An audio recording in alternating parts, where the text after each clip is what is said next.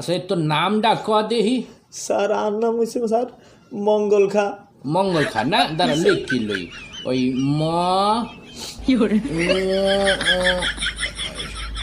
কাম সারছে ওই গত মুই লেখতারি হরমুন্ডা কি তোর আর কোনো নাম নাই?